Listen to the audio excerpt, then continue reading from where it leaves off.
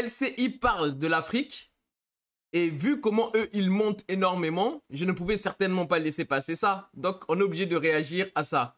Je compte sur vous, comme d'habitude, dans les commentaires. Moi, je réagis en live. J'essaie de remonter le maximum de choses. Mais si je passe à côté de certaines choses, je compte sur vous pour me les remonter dans les commentaires. Bon, si vous aimez la vidéo, un j'aime, un abonnement. Et on se dit à bientôt pour une prochaine réaction. C'est minimum une réaction par semaine ici sur cette chaîne. D'accord? C'est bon? Rentrons dans cette réaction. À l'heure où les soldats français quittent le Tchad, est-ce que cette affaire n'illustre pas le rejet de la France en Afrique? Il faut dire que les propos récents d'Emmanuel Macron, qu'on évoquait avec vous, David, n'ont pas du tout plu aux Africains. Écoutez. Nous avions une relation sécuritaire. Elle était de deux natures, en vérité.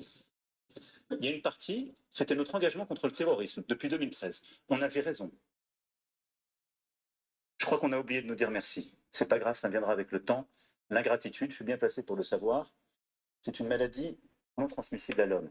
Et je le dis pour tous les gouvernants africains qui n'ont pas eu le courage vis-à-vis de leurs opinions publiques de le porter, aucun d'entre eux ne serait aujourd'hui avec un pays souverain si l'armée française ne s'était pas déployée dans cette région. Et je pense que ce monsieur, je pense sincèrement qu'il faut lui rappeler un petit peu l'histoire. Parce que s'il ne le sait pas, la France est un pays libre grâce aux Africains qui ont donné leur vie pour la France lors de la première grande guerre et lors de la deuxième grande guerre. Alors d'accord, 58 soldats français sont morts en Afrique, je ne le retire pas. Mais pour la deuxième guerre mondiale, c'est minimum 3 millions d'Africains qui sont morts pour la France. D'accord? Sans l'Afrique, la France ne serait pas un pays vainqueur. La France serait juste un pays libéré. D'accord? Sans l'Afrique, la France ne serait pas un pays vainqueur. La France serait juste un pays libéré. Et quand De Gaulle monte sa junte et se rebelle contre Pétain, il n'est accompagné que de 177 soldats et militaires français. Tous les autres collaborent, hein? D'accord? Sans l'Afrique, hein, il n'y a pas de France aujourd'hui. Et je tiens à rappeler aussi à ce monsieur que c'est De Gaulle qui a déclaré capitale de la France libre, Brazzaville. D'accord? Donc venir parler d'ingratitude alors que visiblement c'est lui qui en est rempli. Voilà, je pense qu'il a quelques notions à revoir. Qu'est-ce que vous en pensez? Sachant que tous les Africains qui se sont battus pour la France, on a vu comment ils ont été payés. D'accord? Il y en a certains qui ont été fusillés à Tiaroy lorsqu'ils ont juste demandé le paiement de la solde qui leur avait été due. Et c'est lui, ce monsieur, qui vient se tenir aujourd'hui devant les Africains et leur parler d'ingratitude. Mais monsieur Traoré vous a très bien répondu en vous disant que si vous croyez en Dieu, le matin quand vous vous levez pour prier, vous devez aussi prier les Africains parce que la France est ce qu'elle est aujourd'hui grâce à l'Afrique. D'accord? Et donc en parlant d'ingratitude, on voit qui est l'ingrat ici. D'accord? S'il avait voulu mettre de l'huile sur le feu, il ne s'en serait pas pris autrement? Oui, très sincèrement, au moment où unilatéralement, hein, il est vrai, on a le Sénégal et le Tchad qui nous mettent dehors, les bases françaises qui ferment dans la période des fêtes de fin d'année. On a... Après le Sénégal a demandé le départ de l'armée française, mais ils ne l'ont pas vraiment mis dehors.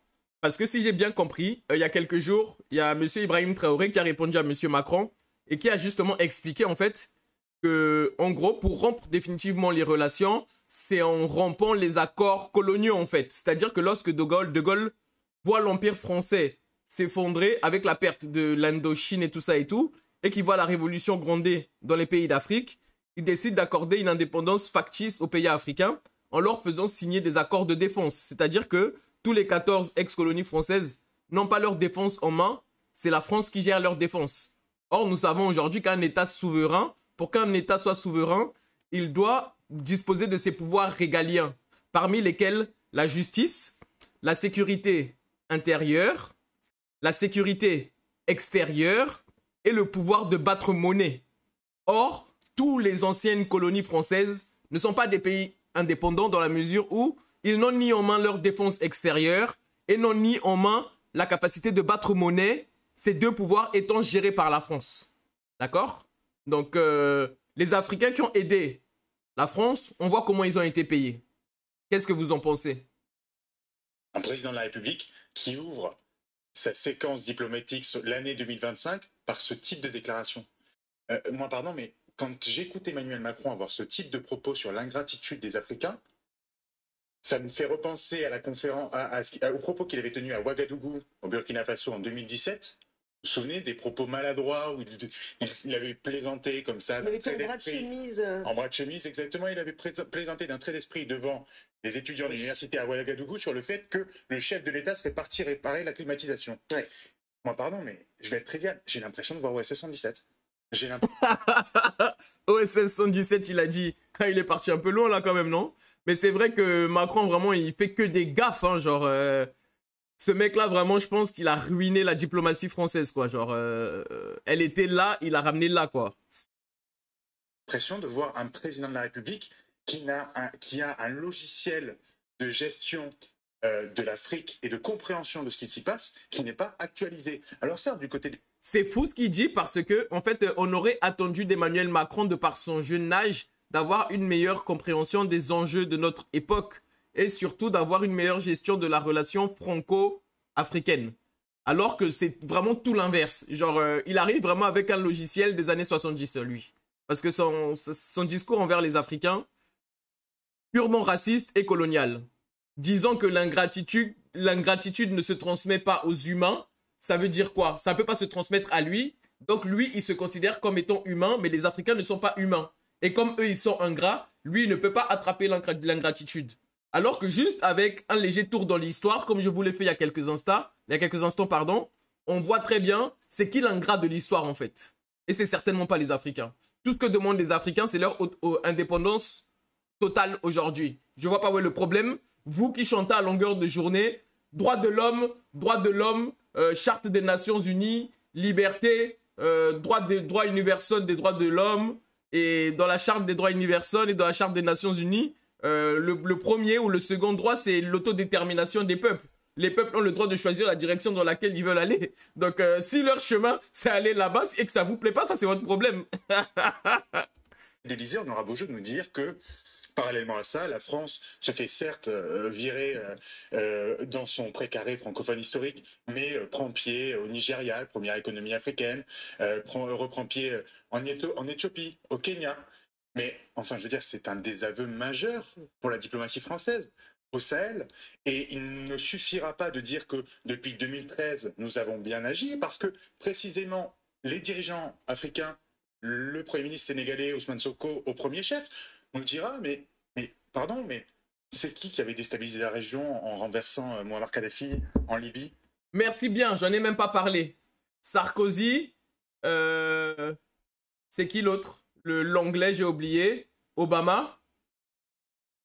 Avant la chute de Kadhafi, tout le terrorisme, en tout cas, était contrôlé en Afrique du Nord. Il n'y en avait pas parce que pas Sarkozy, mais Kadhafi avait instauré l'ordre.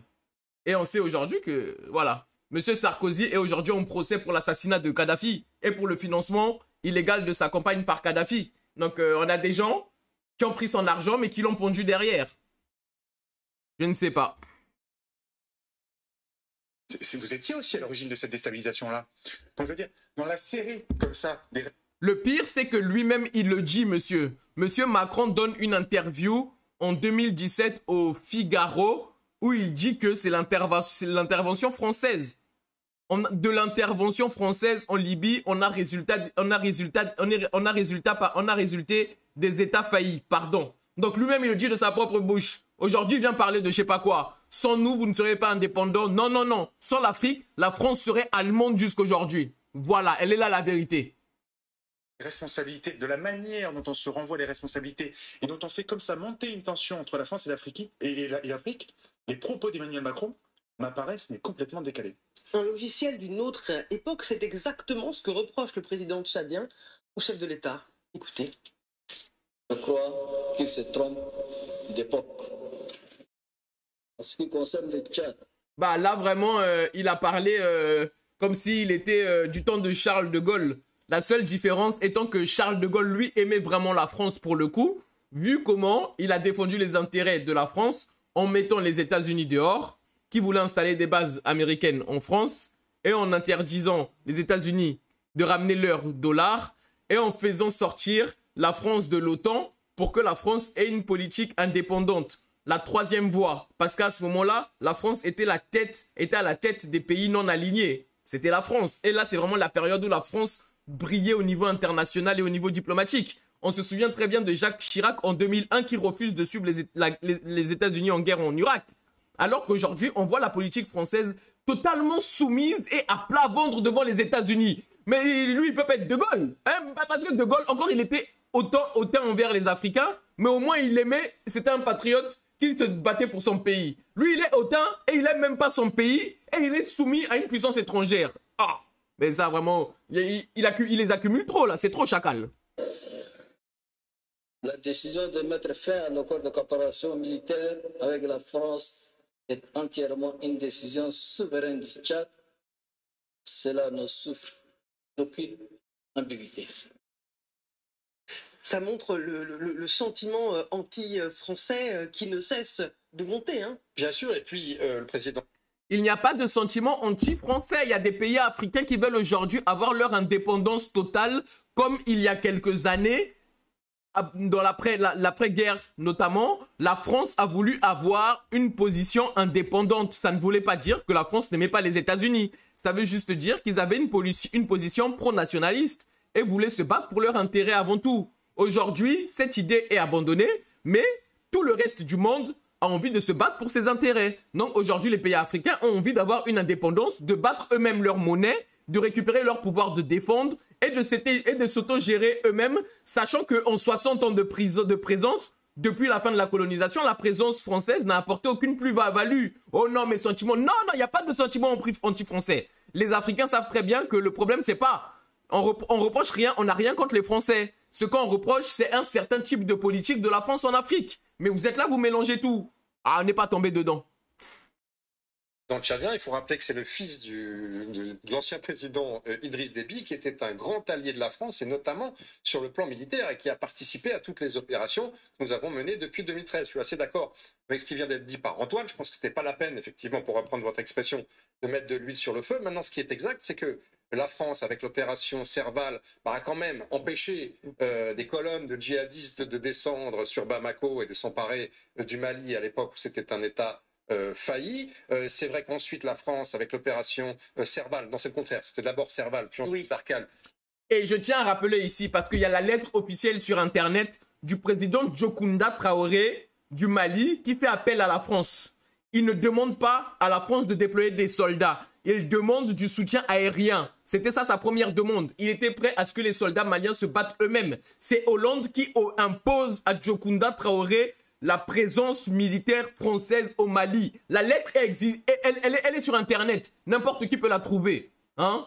Vous êtes là, vous racontez. En fait, vous parlez toujours. Vous oubliez que l'homme, il avance et il laisse des traces. Et toutes ces traces-là, avec Internet aujourd'hui, pardon, on a une base de données ouverte. Tout le monde peut aller vérifier les informations que je viens de donner. Allez rechercher la lettre officielle de Djokunda Traoré à Hollande. Il ne demande jamais l'intervention de l'armée française. Il demande l'assistance et le soutien aérien. Tout ce qu'il voulait, c'était des informations pour envoyer l'armée malienne se battre. Mais Hollande s'impose et on voit l'armée française au sol. Et vous êtes là, vous venez nous parler de je sais pas quoi, mais toutes ces traces-là, l'histoire les a données. Qu'est-ce que vous racontez? Oh. A permis une coopération, puis ensuite dans le cadre des G5 Sahel avec tous ces États de lutter contre le djihadisme. Maintenant, ne nous cachons pas les choses. C'est vrai que tous les présidents qui arrivent au pouvoir arrivent en disant c'est fini la France-Afrique avec moi, et ça remonte à 25 ans, ça remonte à Jacques Chirac. Vous allez voir, on n'interviendra plus dans les affaires ouest-africaines, c'est fini les émissaires des pays africains qui passent par la grille du coq, vous savez, c'est la grille, la petite porte discrète de l'Élysée avec des valises pleines de billets, c'est en partie vrai, mais sur ce qui est exact, c'est que la France a totalement perdu son influence en Afrique, et ça remonte non pas à des semaines. C'est vrai que là, en ce moment, la situation française, la dissolution et la faiblesse de l'exécutif a sans doute un petit peu joué et a sans doute un petit peu accéléré le fait que le Sénégal et le Tchad aient rejoint le Mali, le Burkina Faso et le Niger dans le fait d'expulser les armées françaises. Mais en réalité, la France perd des points et des pions sur l'échiquier africain depuis des décennies et nous sommes remplacés par des puissances. Nous le savons, on a beaucoup parlé de la Russie. Il n'y a pas de remplacement. La vérité actuelle, monsieur, je vais vous apprendre, c'est que les Africains ont pris conscience qu'ils sont un réservoir de ressources naturelles quasi inépuisables et ils ont dans leur salle d'attente tous les pays du monde. L'Afrique aujourd'hui se sent comme une femme qui est courtisée par plusieurs hommes, par énormément d'hommes. Donc, elle a le choix. Et une femme dans cette position-là va choisir le meilleur. Donc, si on a d'autres qui viennent avec des meilleures propositions, ben, elle va aller vers les autres. Elle ne va pas rester avec quelqu'un qui l'arrange. Et comme on dit, qui l'arrange pas, pardon. Et comme on dit en France, si tu ne m'arranges pas, ne me dérange pas. Voilà ce qui se passe. C'est la simple réalité. Je vous l'explique simplement, comme visiblement vous avez du mal à comprendre tout ça. Aussi, sur le plan militaire, notamment par la société de mercenaires Wagner, mais il y a aussi la Chine qui, depuis 30 ans... Non, mais c'est marrant. Vous parlez des sociétés militaires russes. L'Occident a combien de sociétés militaires en Afrique?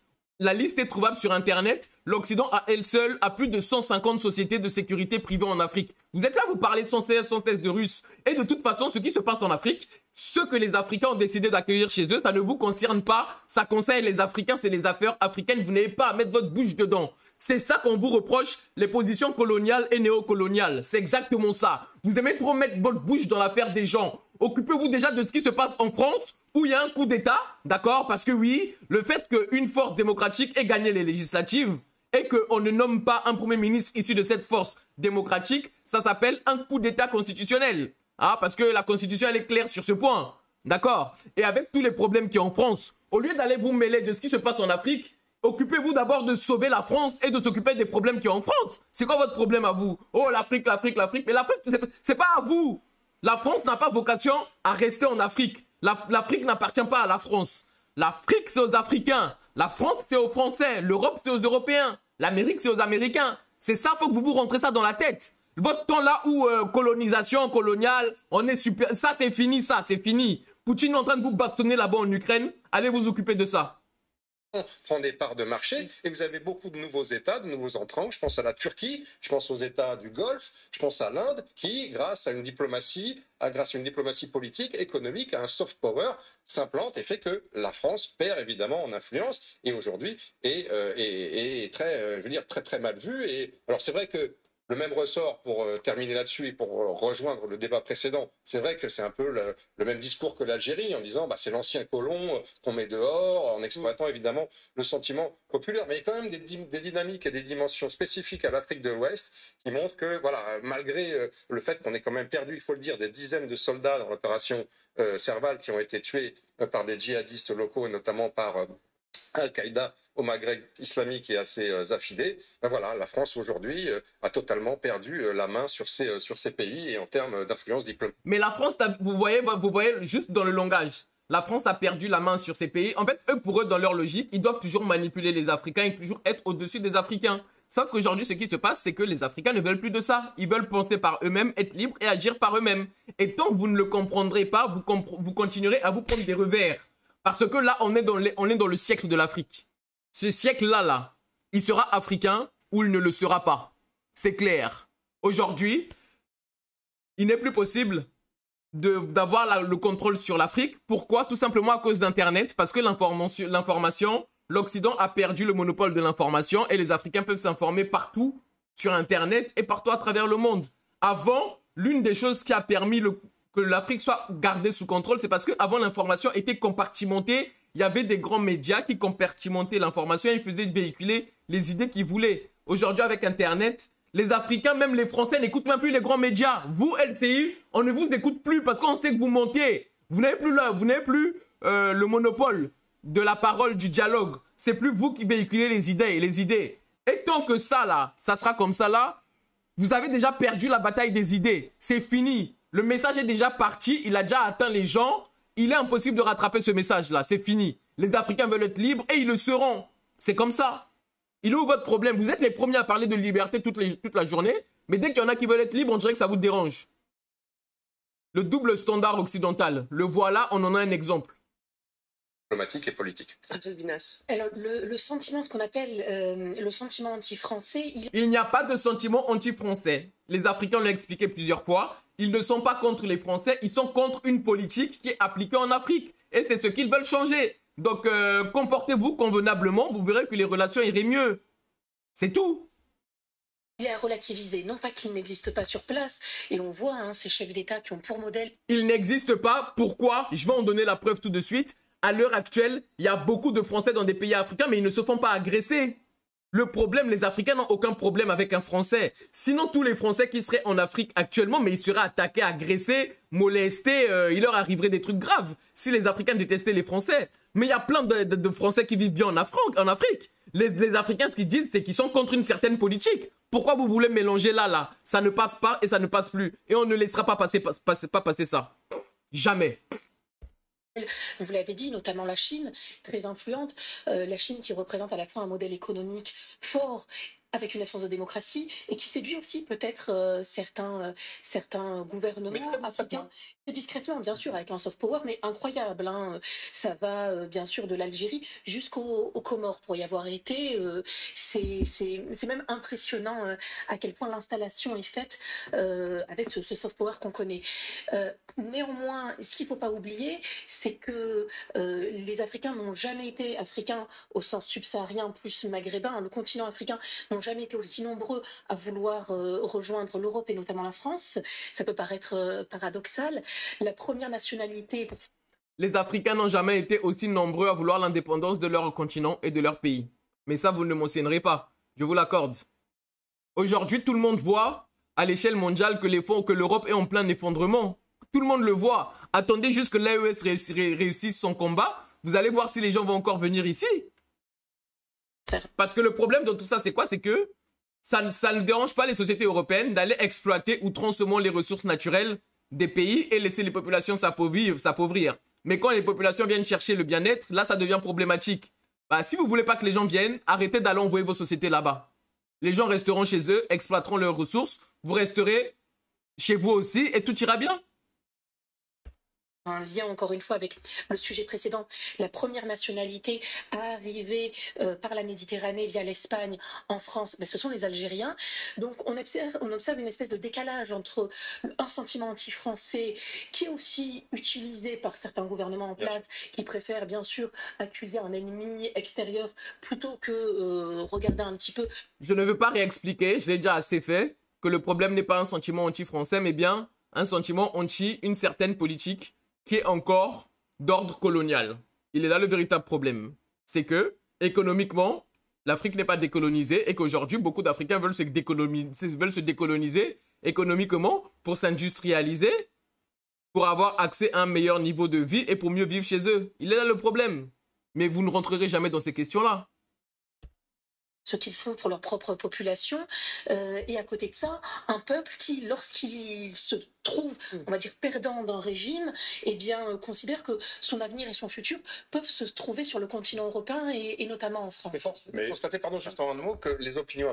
Tout le monde migre. À travers l'histoire du monde, tout le monde a migré. Il y a des philosophes comme Descartes, Platon, qui de leur époque ont expliqué, il me semble que c'est dans l'œuvre d'Hérodote, où ils ont expliqué comment ils ont migré en Afrique pour apprendre, pour étudier, parce que les conditions de vie étaient meilleures là-bas.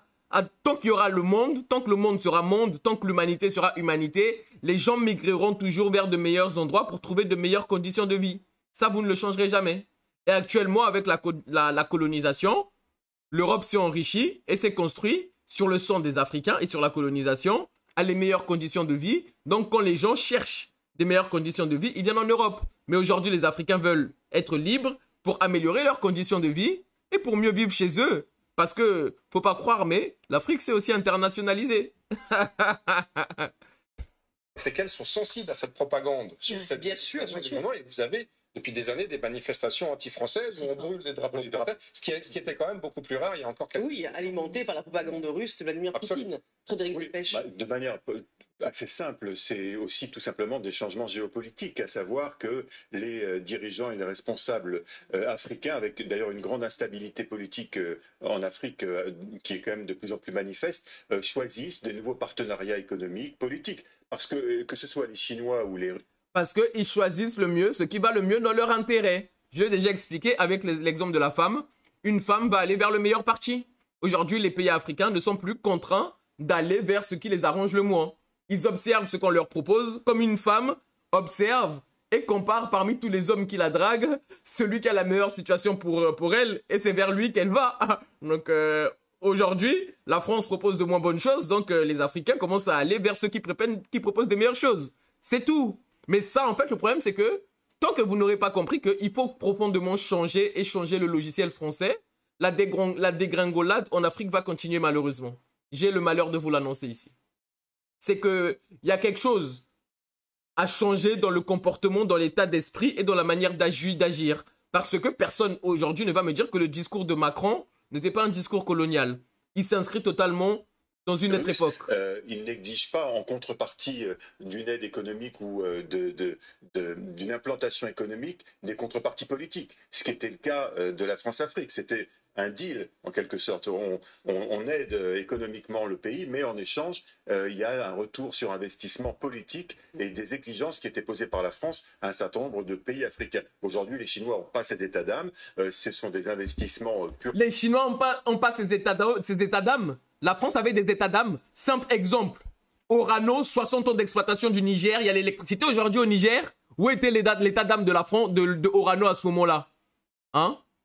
Quand ils allaient exploiter à outrance l'uranium du Niger, sachant qu'aujourd'hui, il y a un véritable désastre écologique au Niger parce que l'exploitation de l'uranium n'a pas été faite dans de bonnes conditions et il y a beaucoup de cours d'eau qui sont pollués et beaucoup de personnes qui se retrouvent malades de cancer. Mais à ce moment-là, la France est un pays électrifié. Le Niger n'a jamais été un pays électrifié. Où était l'état d'âme à ce moment-là? Vous venez parler d'état d'âme ici aux gens, mais vous foutez de la gueule de qui? Ah, bas là-bas! Purement économique, une volonté de s'implanter, de conquérir un certain nombre de ports stratégiques. Ça, c'est la volonté de la France. Et c'est parce que vous pensez comme ça que vous reprochez vos défauts aux autres. On dit toujours que, généralement, on voit dans les autres, les défauts qu'on voit chez les autres, c'est les défauts qu'on a nous-mêmes. C'est-à-dire que quand on les entend crier « Oh non, la Chine colonialiste !»« Oh non, la Russie colonialiste !» c'est parce qu'eux-mêmes, ils le sont. Et donc, comme eux, ils le sont, ils pensent que tout le monde sont comme eux. Alors que non. La Russie, dans le cadre de la Russie s'est toujours tenue aux côtés des Africains, surtout au moment des luttes anticoloniales dans les années 60. La Russie a beaucoup aidé les pays africains. Et en 1863, on n'a pas oublié que quand l'Europe se partage le gâteau de l'Afrique, la Russie est la seule puissance qui a refusé d'en manger et qui s'est dit qu'il n'irait pas exploiter les Africains. Ça, cette histoire-là, vous ne nous la ferez jamais oublier. Vous pouvez raconter toutes les salades que vous voulez, mais vous êtes tellement devenus idiots dans votre arrogance que vous ne voyez pas que vos arguments ne tiennent plus. En Afrique et ça convient, semble-t-il, mieux à certains dirigeants africains d'avoir des deals qui soient au cas par cas dans leurs propres intérêts économiques sans aucune contrepartie politique. Donc les choses changent tout simplement. Alors, ce qui se passe en Afrique, ça ne vous concerne pas. Les Africains gèrent leur pays comme ils veulent, c'est pas votre pays. Vous occupez-vous de ce qui se passe en France, bordel de merde. Vous êtes français. Ce temps colonial, il est révolu, c'est fini. C'est fini, fin. C'est vrai qu'Emmanuel Macron est assez maladroit dans ses déclarations. Ça rappelle un peu celle qu'il avait eue à Mayotte sur ce serait 1000 fois pire s'il n'y avait pas eu la France, etc. C'est vrai qu'on a le sentiment qu'il y a un manque de considération psychologique vis-à-vis des populations. Bah, c'est le cas de vous tous dans le plateau. Donc, excusez-moi. Franchement, en fait, j'ai essayé de faire cette réaction. Mais en fait, ils racontent tellement de conneries, ils sont tellement dans la propagande et ils racontent tellement de bêtises que je ne peux plus là. Genre, il reste 4 minutes dans la vidéo, mais je peux plus. Donc, voilà. J'espère que vous avez aimé la vidéo. Si vous avez noté des trucs que je n'ai pas notés, dites-le moi en commentaire. Si j'ai dit des choses qui n'ont pas été justes et que je me suis trompé sur certaines choses, pareil, dites-le moi dans les commentaires. Moi, je suis ouvert à l'échange, à la discussion. On en parlera. J'irai, vous m'envoyez des sources, j'irai lire, j'irai me renseigner. Mais je suis convaincu dans ma position. Moi, je n'ai aucune détestation envers la France. Je suis quelqu'un qui aime la France. Et je suis même quelqu'un qui a épousé tous les principes de la France. Les principes de liberté, d'égalité et de fraternité. Et je crois sincèrement en la fraternité entre les peuples. Ma vision, elle est très holistique. Elle englobe beaucoup de choses. D'accord? Je pars du principe que les peuples qui veulent être libres ont le droit d'être libres. Parce que moi, c'est dans ces idées que j'ai été élevé. Voilà. Bon, qu'est-ce que vous avez pensé de la vidéo? Dites-moi dans les commentaires, donnez-moi vos avis. Si vous avez aimé, laissez un j'aime. Abonnez-vous. Une réaction d'ordre politique par minimum par semaine. Sinon, plusieurs types de vidéos qui sortent ici. Ce week-end, j'ai un podcast qui va sortir. Et la semaine prochaine, j'ai une vidéo où je retrace un peu l'histoire de la musique qui va arriver. Parce que mon œuvre va consister à vous démontrer que la musique et la politique est liée. Parce que les Noirs ont toujours utilisé la musique dans leur combat de libération depuis l'esclavage. Mais c'est aussi de vous montrer que la mode est lié à la politique et à la musique. Donc, il y a plein de vidéos qui vont aller dans ce sens. Vraiment des vidéos d'études, d'analyse et de recherche. Donc, voilà. On se dit à bientôt pour une prochaine vidéo. C'est votre gars Héritier Bateke. À bientôt l'équipe.